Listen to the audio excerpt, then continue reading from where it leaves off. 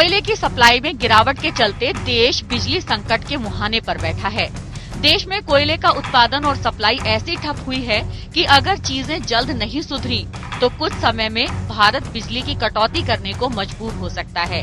इसके चलते कोरोना से उभर रही अर्थव्यवस्था फिर से प्रभावित हो सकती है। ब्लूमबर्ग की एक रिपोर्ट के मुताबिक देश में सितंबर के अंत तक कोयले से चलने वाले पावर स्टेशनों पर बस 4 दिनों के लिए कोयले का स्टॉक रह गया था। ये अगस्त महीने के स्टॉक से 13 दिन कम था और कई सालों में सबसे निचले स्तर पर था। आधे से ज्यादा पावर प्लांट अलर्ट पर चल रहे हैं।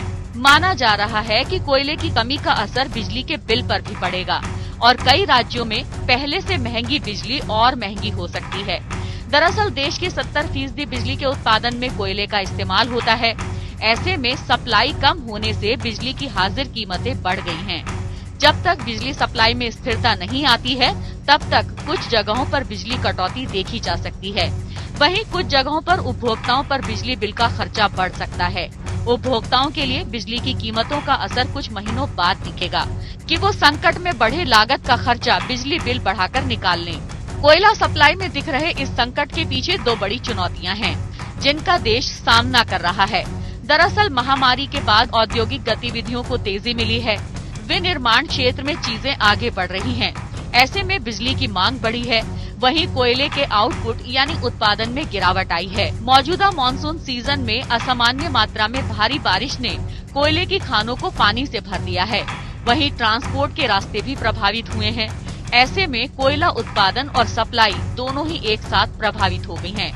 अक्टूबर के अगले हफ्ते में स्थिति सुधरने की उम्मीद है, लेकिन इस दौरान जो कमी रही है उसकी भरपाई फिर भी होनी मुश्किल है।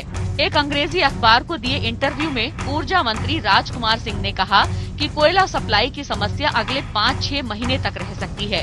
उन्होंने कहा कि मध्य अक्टूबर से मौसम ठंडा होने से हालात बेहतर हो सकते हैं, लेकिन संकट पर अभी कुछ भी कहना जल्दबाजी होगी। आपको बता दें कि पिछले कुछ दिनों से चीन भी बिजली संकट से जूझ रहा है।